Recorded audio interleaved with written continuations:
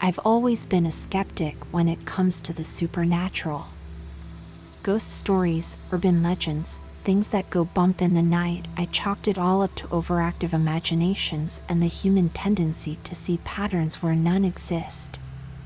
That was until last summer, when I experienced something that shattered my perception of reality and left me questioning everything I thought I knew about the world. It started innocently enough. I had just moved into a new apartment in an old Victorian house that had been converted into several units. The place had character, with high ceilings, ornate moldings, and large bay windows that let in plenty of natural light. It was a steal for the price, and I couldn't believe my luck. The first few weeks were uneventful. I settled into my new home, arranged my furniture, and started to feel comfortable in the space. But then, little things began to catch my attention. Objects I was sure I had left in one place would turn up in another. I'd hear faint whispers coming from empty rooms, only to find nothing when I investigated. At first, I dismissed these occurrences as the product of stress and adjusting to a new environment. One night, about a month after I moved in, I woke up to the sound of footsteps in the hallway outside my bedroom. Thinking it might be one of my neighbors coming home late, I tried to go back to sleep. But the footsteps didn't fade away. Instead, they seemed to pace back and forth, with a slow, deliberate rhythm that made my skin crawl. I lay there, frozen in my bed, as the footsteps continued. They never entered my apartment, but they never left the hallway either. After what felt like hours, I finally gathered the courage to get up and look through the peephole. The hallway was empty. As soon as I stepped away from the door, the footsteps resumed. This time, they were accompanied by a low, guttural growl that seemed to vibrate through the walls. I spent the rest of the night huddled in my bed, lights on, jumping at every creak and groan of the old house. The next morning, I convinced myself it had all been a vivid nightmare. But as the days passed, more inexplicable things began to happen. The television would turn on by itself, always to static. I'd find scratches on the inside of my closet door, as if something had been trying to claw its way out. And sometimes, just at the edge of my vision, I'd catch glimpses of a dark, shadowy figure that would vanish the moment I turned to look at it directly. I tried to rationalize it all. Old houses make strange noises. My eyes were playing tricks on me. I was working too hard and not getting enough sleep. But deep down, I knew something was terribly wrong. About 2 months after I moved in, I decided to do some research on the history of the house. What I found chilled me to the bone. The property had a dark past, filled with tragedy and unexplained deaths. The original owner, a wealthy businessman, had gone mad and murdered his entire family before taking his own life. Since then, the house had changed hands numerous times, with each new owner reporting strange occurrences before fleeing. Armed with this knowledge, I knew I should leave. But something kept me there. A morbid curiosity, perhaps, or a stubborn refusal to let fear drive me from my home. Whatever the reason, I stayed. One night, as I was drifting off to sleep, I heard a child's voice coming from the living room. "Mommy?" it called. "Mommy, where are you?" My blood ran cold. I lived alone, and there were no children in the building. Slowly, I got out of bed and crept towards the living room, my heart pounding in my chest. The room was dark, illuminated only by the faint glow of streetlights filtering through the curtains. At first, I saw nothing out of the ordinary. Then, in the corner by the window, I spotted a small figure. It was a little girl, no more than 6 or 7 years old. She wore an old-fashioned nightgown, and her long, dark hair obscured her face. She stood with her back to me, her shoulders shaking as if she were crying. "Hello?" I said, my voice barely above a whisper. "Are you lost?" The girl slowly turned to face me. As she did, I felt the air in the room grow ice cold. Where her face should have been, there was only a swirling black void, like a miniature black hole had replaced her features. I screamed and stumbled backward, tripping over my own feet and falling to the floor. The girl, or whatever it was, began to move towards me, its movements jerky and unnatural, like a marionette controlled by an inexperienced puppeteer. "Mommy," it said again, its voice distorting into something inhuman. "Why did you let them hurt me, Mommy?" I scrambled to my feet and ran back to my bedroom, slamming the door behind me. I could hear it coming closer, its footsteps light but unmistakable on the hardwood floor. "Let me in, Mommy," it called through the door. "I'm so cold. So hungry." I pressed my back against the door, my mind racing. This couldn't be real. It had to be a nightmare, a hallucination, anything but reality. The temperature in the room plummeted. I could see my breath misting in the air. Frost began to form on the windows, creeping across the glass in intricate patterns. And then, impossibly, a small hand began to push through the solid wood of the door. It was followed by an arm, then a shoulder. The creature was phasing through the door as if it were made of smoke. I closed my eyes, certain that this was the end. But instead of the cold touch I expected, I felt a warm hand on my shoulder. "Hey, are you okay?" I opened my eyes to find myself sitting on the floor of the hallway outside my apartment. My neighbor, a kind-faced older woman named Mrs. Chin, was looking down at me with concern. "I heard screaming," she said. "I found you out here, thrashing around like you were having a fit." I looked around, disoriented. The hallway was bright and normal.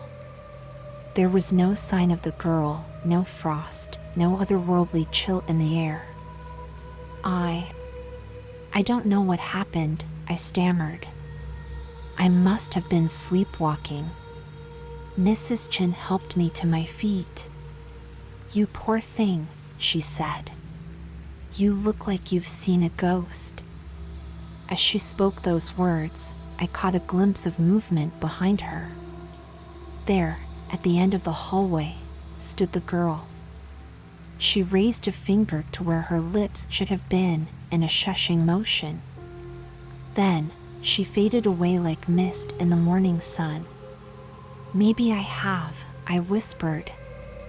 From that night on, the occurrences became more frequent and more intense. Objects would fly across rooms of their own accord. I'd wake up with unexplained bruises and scratches. The walls would bleed a thick, black substance that vanished without a trace when I tried to clean it. I tried to leave, but every time I packed my bags, something would stop me. My car wouldn't start. I'd suddenly fall ill. Or I'd find myself unable to remember why I wanted to leave in the first place. It was as if the house or whatever resided within it had claimed me. And it wasn't going to let me go. Weeks turned into months. I lost my job, my friends stopped calling, and I became a prisoner in my own home. The boundaries between reality and nightmare blurred until I couldn't tell what was real anymore. And through it all, the girl would appear. Sometimes as a malevolent presence, sometimes as a lost, frightened child. She would whisper things to me in the dark, terrible secrets about the house and its past. About the family that had died here, and the countless others who had suffered within these walls. I began to understand that she wasn't the only spirit trapped here. The house was a nexus, a focal point for supernatural energies that had accumulated over decades of tragedy and pain. And now, I was a part of it too. One night, as I sat in the living room, staring blankly at the static-filled TV screen, I heard a new voice. It was deep and resonant, nothing like the girl's childish whisper. "You're ready now," it said. I turned to find a tall, shadowy figure standing in the corner. Its edges were blurry, as if it wasn't fully present in this reality. "Ready for what?" I asked, surprised by how calm I felt. "To see the truth," the figure replied. "To understand what this place really is." It extended a hand towards me. I knew I should be terrified, but after everything I had experienced, I felt only a grim curiosity. As I reached out to take its hand, the room around me began to warp and shift. The walls melted away, revealing a vast, impossible space beyond.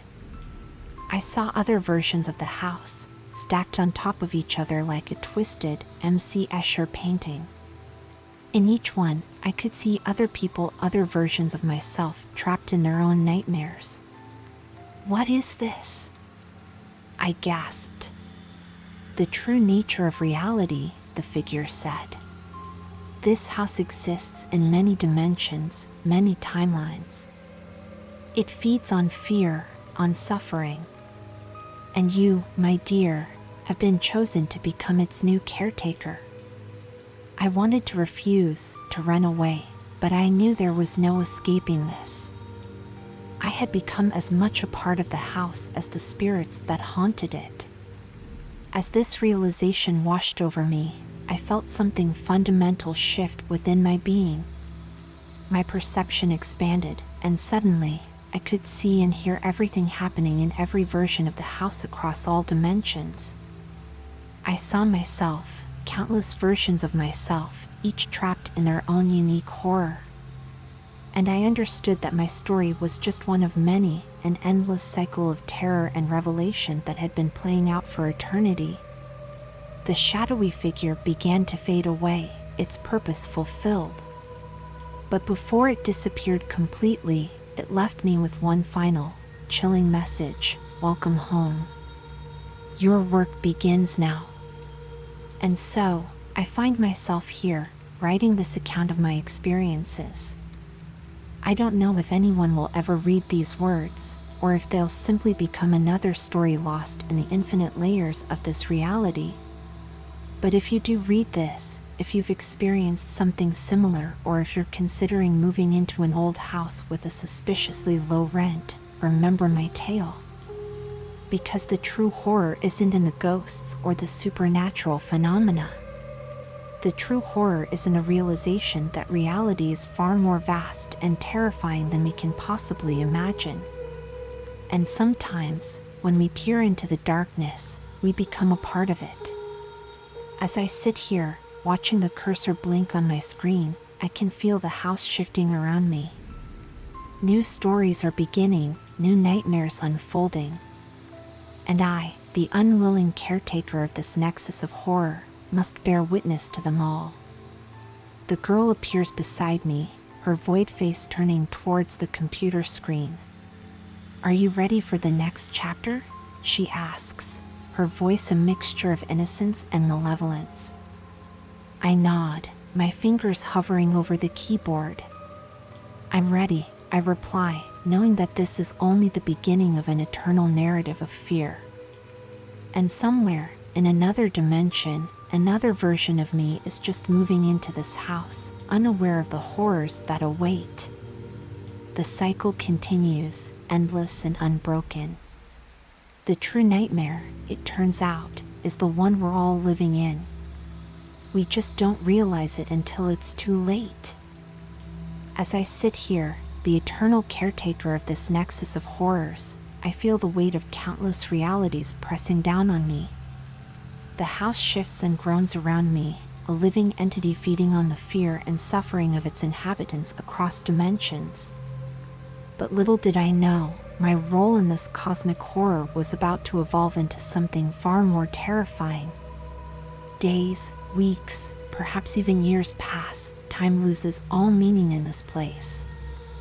I watch as versions of myself in other dimensions fall prey to the house's malevolence. Some go mad, some take their own lives, others simply vanish into the ether. And with each lost soul, I feel my own consciousness expanding, absorbing their experiences, their terror. One day, or night, it's impossible to tell anymore, I notice something different. The girl with the void face appears, but this time, she's not alone. Behind her stands a procession of shadowy figures, each one a distorted reflection of myself from different timelines. "It's time," the girl says, her voice echoing with the weight of 1,000 whispers. "The convergence is upon us." Before I can ask what she means, the room begins to warp and twist.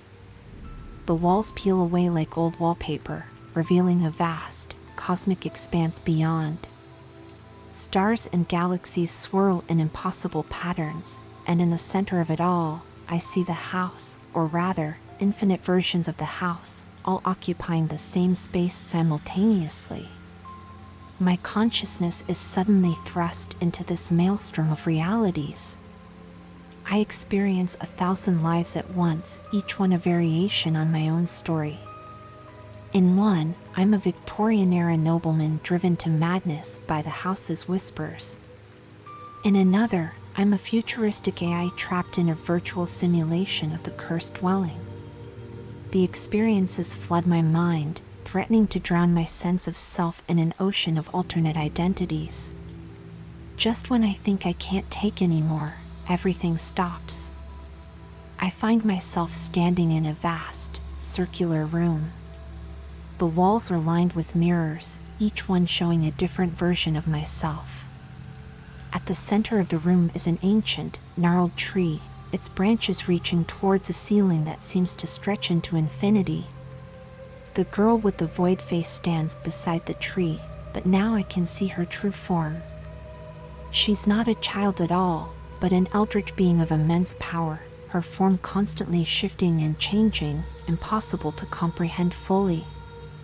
"You've done well," she says, her voice now a chorus of 1,000,000 souls. "You've witnessed the truth of our existence, the infinite branches of reality all stemming from this one nexus point." I try to speak, but find I no longer have a physical form. I'm a consciousness suspended in this impossible space, aware of every version of myself across all dimensions. But why? I manage to ask, my thoughts echoing in the vast chamber. Why me? Why any of this? The being laughs, a sound that sends ripples through the fabric of reality itself. Why not you? In an infinite multiverse, every possibility must occur. You are both special and utterly insignificant, a paradox that fuels the very engine of existence. As she speaks, I become aware of a growing darkness at the edges of my perception. Something vast and ancient is stirring, awakened by the convergence of so many realities. What's happening? I ask, fear gripping my formless being. The eldritch girl smiles, her face a swirling vortex of cosmic horror. The old ones are awakening. The barriers between dimensions have grown thin, and they hunger for new realms to consume. The darkness grows, tendrils of void seeping into the mirrored room.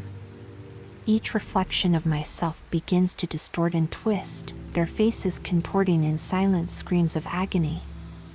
You must make a choice, the girl says, her form beginning to fade as the darkness encroaches. Embrace your role as the Nexus Guardian and fight to maintain the barriers between worlds, or surrender to the chaos and let reality unravel. The choice seems impossible. How can I, a mere mortal who stumbled into this cosmic horror, hope to stand against entities that defy comprehension? But as I watch my alternate selves succumb to the encroaching void, I feel a surge of defiance.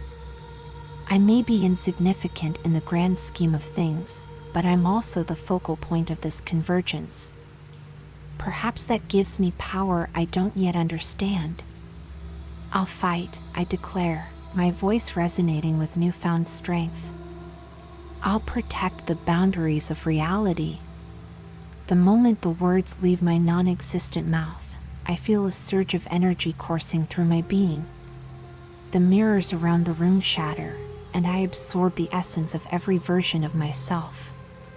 Memories, experiences, knowledge from countless lifetimes flood into me. The eldritch girl nods, seeming pleased. Then let the battle begin. Suddenly, I'm thrust back into the house, but not just one version of it. I exist simultaneously in every iteration of the cursed dwelling across all dimensions. I can see the old ones now, vast cosmic entities of such alien geometry that merely perceiving them threatens to shatter my sanity. They push against the fabric of reality, seeking entry into our dimension. In some timelines, they succeed, and I watch in horror as entire worlds are consumed by their unknowable presence. But I'm not powerless anymore. Drawing on the combined strength of my infinite selves, I begin to push back. I fortify the walls between dimensions, sealing breaches and repelling the invading entities. The battle rages across time and space. In one reality, I use arcane magic to bind an old one into the foundation of the house. In another, I employ futuristic technology to create a quantum barrier against their intrusion. With each small victory, I grow stronger, more adept at wielding the power of the Nexus. But the old ones are relentless. For every breach I seal, they create two more.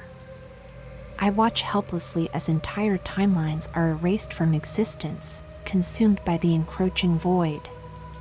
The weight of my responsibility threatens to crush me. How long can I keep this up?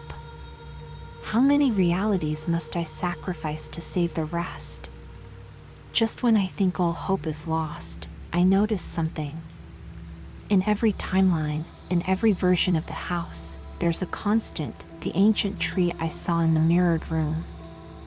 I realize it's not just a tree, but a physical manifestation of the Nexus itself, the axis around which all these realities revolve. With this revelation comes an idea, desperate, dangerous, but perhaps our only hope. I begin to focus my energy not on fighting the old ones directly, but on connecting every version of the tree across all dimensions. As I do, I feel the power of the Nexus growing, concentrating into a single point in space and time. The old ones sense what I'm doing and redouble their efforts to break through. The very fabric of reality groans under the strain of their assault. Entire universes blink out of existence as the cosmic conflict reaches its crescendo. In the final moment, as I feel my grasp on the Nexus beginning to slip, I pour every ounce of my being into one last, desperate act. I merge with the tree, becoming one with the focal point of all realities. There's a moment of perfect stillness, a calm at the eye of the storm. Then, with a force that defies description, the concentrated power of the Nexus explodes outward.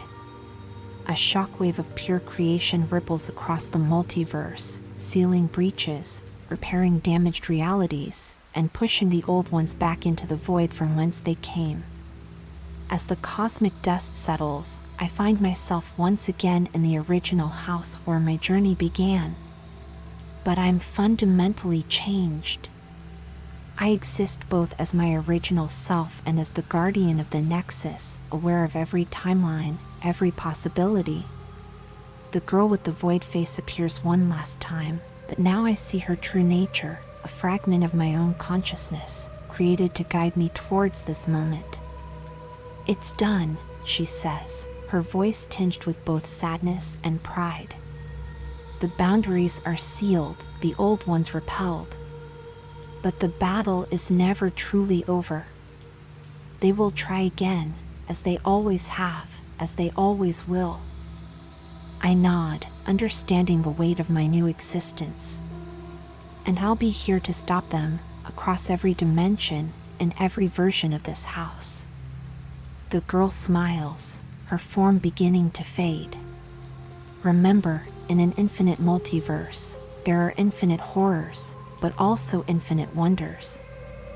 Your task is to maintain the balance, to be the guardian of both the light and the dark. As she disappears, I feel the house settling around me. It's still a nexus of supernatural energy, a focal point for the weird and the terrifying. But now, it's also a bastion against greater horrors, a fortress protecting the very fabric of reality. I sit down at my computer and begin to type, chronicling my experiences.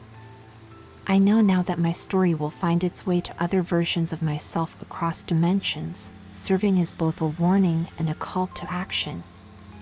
For in every reality, there's a version of this house, and a version of me fated to confront the horrors within. To those who may read this, know that reality is far more vast and terrifying than you can imagine. But also know that within you lies the potential to face that terror, to stand against cosmic horrors and emerge victorious. As I finish typing, I feel the familiar shift in the air that signals the arrival of a new inhabitant in one of the infinite versions of this house. Somewhere, another story is beginning, another version of me is about to embark on this terrifying journey. I smile, both excited and apprehensive about what's to come.